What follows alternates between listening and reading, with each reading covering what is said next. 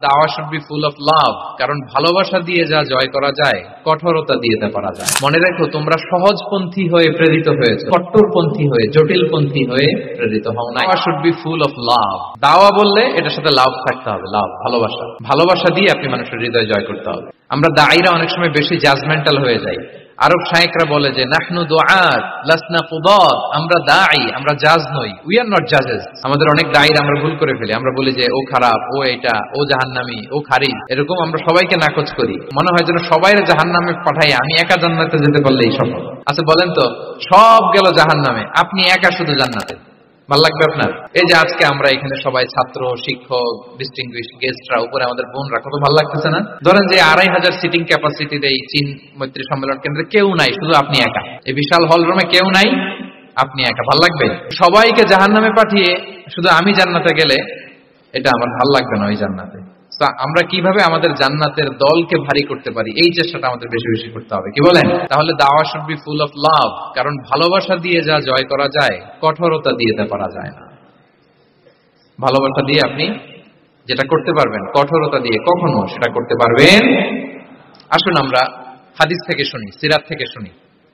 আল্লাহর হাবিব সাল্লাল্লাহু আলাইহি ওয়াসাল্লাম মসজিদে নববীতে বসে আছেন সাহাবাদেরকে নিয়ে। হঠাৎ এক বেদুইনের আগমন। বেদুইন মানে যার মধ্যে নগর জীবনের কোনো নিয়ম কানুন সে দেখেনি, জানে না, বুঝে না।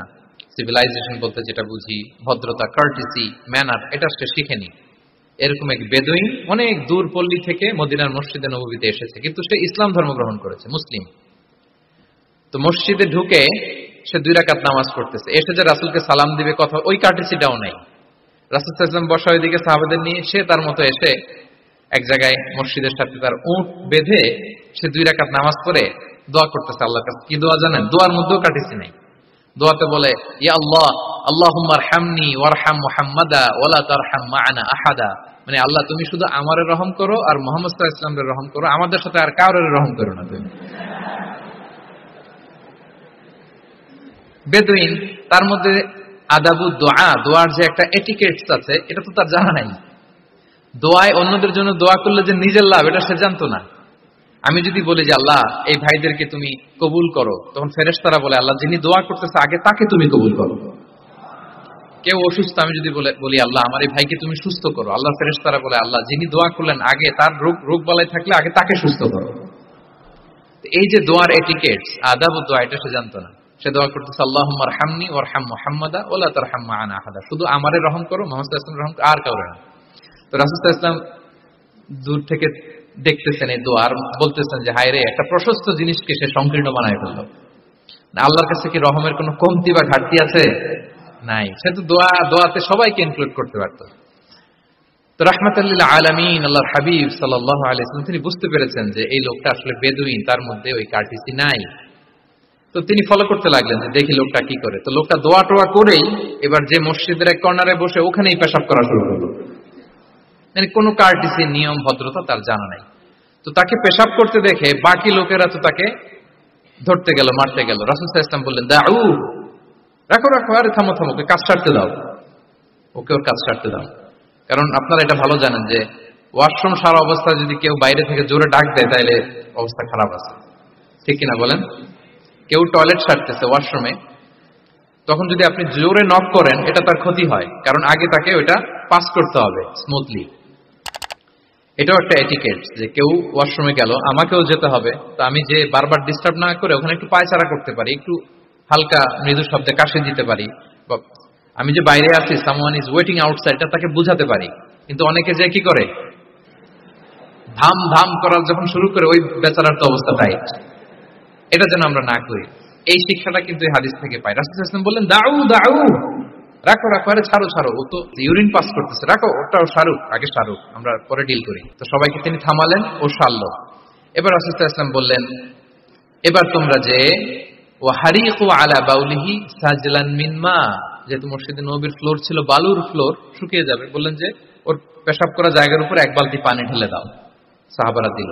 আর এই বেদুইন লোককে রাসূল সাল্লাল্লাহু আলাইহি ওয়াসাল্লাম কাছে টেনে নিলেন, যে তাকে খুব ভালোবাসা দিয়ে বললেন, কি অবস্থা তোমার, কোত্থেকে আসছো, সব খোঁজ খবর নিয়ে বললেন যে তুমি যে এইখানে নামাজ পড়লা, এরপরে আবার এই কাজটা সারলা, তুমি কি জানো এইখানে আল্লাহর জিকির করা হয়? এটা আমাদের ইবাদতগাহ। এখানে আমরা রবের জিকির করি, তার কাছে ফরিয়াদ করি, সবাই মিলে এই কমিউনিটির সবাই এখানে আসে। এই কমিউনিটির, মদিনার কমিউনিটির সবাই মিলে, নারী পুরুষ নির্বিশেষে আমরা এসে এখানে আল্লাহর কাছে ফরিয়াদ করি, দোয়া করি, ইবাদত করি, কোরআন তেলাওয়াত করি। এটা আমাদের ইবাদতগাহ। এইখানে কি এমন কাজটা করা তোমার ঠিক হলো? সে তো লজ্জায় কাছামাছি হয়ে রাসূল সাল্লাল্লাহু আলাইহি ওয়াসাল্লামের কাছে ক্ষমা চাইছে। সুবহানাল্লাহি ওয়া বিহামদিহি।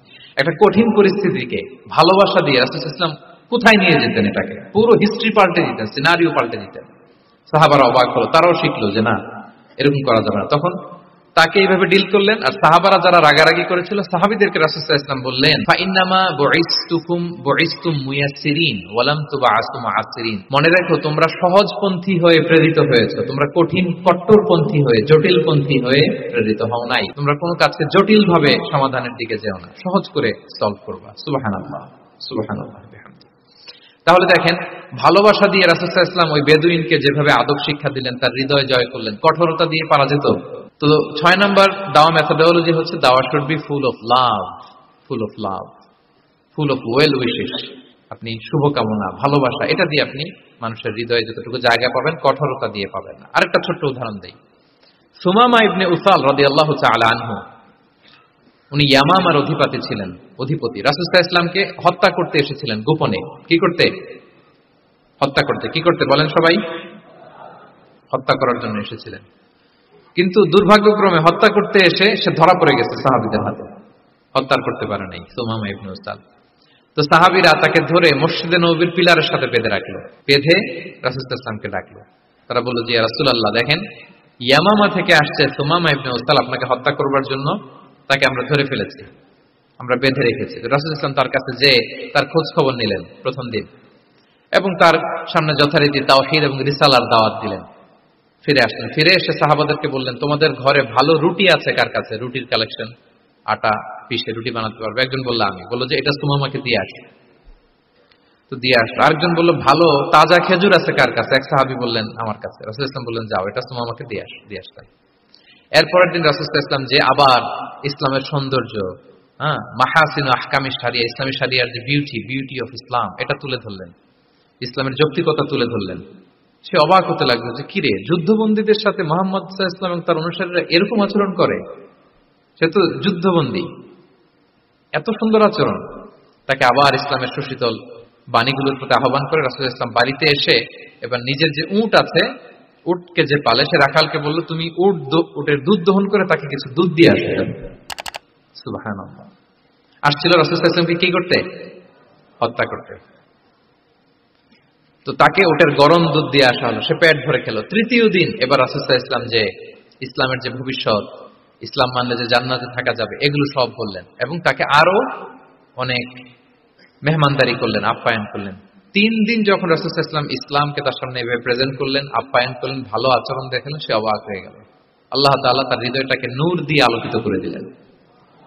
3 দিন পর রাসূল সাল্লাল্লাহু আলাইহি ওয়াসাল্লাম সাহাবীদেরকে ডেকে বললেন, যাও সুমামা ইবনে উসালের হাত পা গুলো যে রশি দিয়ে বেঁধে রেখেছো ছেড়ে দাও, রশিগুলো খুলে দাও। সাহাবারা বলেন কি ইয়া রাসূলুল্লাহ, সে তো খুনি, সে সুযোগ পেলেই তো অ্যাসাসিনেট করতো, তার রশি, হাতের রশি খুলে দিত, আপনাকে মেরে ফেলবে। আল্লাহ রাসূল সাল্লাল্লাহু আলাইহি ওয়াসাল্লাম বললেন, না, আমি যা জানি তোমরা সেটা জানো না, যেটা বলেছি তাই করো। মসজিদে নববীর পিলারের সাথে তাকে যে বেঁধে রেখেছো, রশি খুলে দাও, হাত পা খুলে দাও। আল্লাহর হাবিব সাল্লাল্লাহু আলাইহি ওয়াসাল্লামের নির্দেশ মোতাবেক সাহাবারা ওনার হাত খুলে দিলেন, পা খুলে দিলেন।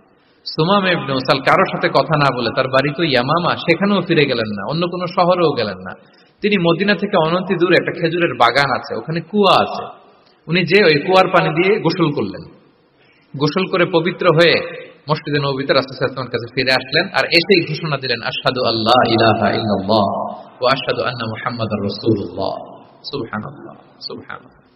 তিনি বললেন যে আমি সাক্ষ্য দিচ্ছি আল্লাহ ছাড়া কোনো ইলাহ নেই, আরো সাক্ষ্য দিচ্ছি যে মুহাম্মদ আপনি আল্লাহর প্রেরিত বান্দা এবং রাসূল।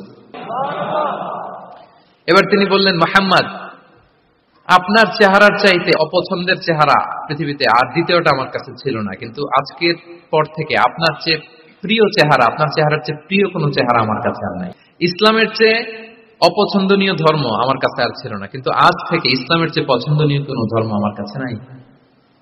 মদিনার চেয়ে অপছন্দের শহর আমার কাছে ছিল না, তো আজ থেকে মদিনার চেয়ে কোনো প্রিয় শহর আমার কাছে নাই। সুবহানাল্লাহ। উনি গমের বড় ডিলার ছিলেন, গম ব্যবসা করতেন। উনার থেকে গম নিয়ে মক্কায় মুশরিকরা চলতো। তিনি ঘোষণা দিলেন, আজকে থেকে আমার এলাকার কোনো গম মক্কায় যাবে না। এবার মক্কাবাসী পড়ছে বিপদে, গম ছাড়া তো তারা খেতেও পারবে না। তারা আল্লাহর হাবিব সাল্লাল্লাহু আলাইহি ওয়াসাল্লামের কাছে চিঠি লিখে পাঠালেন যে, মুহাম্মদ, তোমার এই যে নতুন অনুসারী, সে যদি গম না দেয় আমাদের তো অবস্থা খারাপ।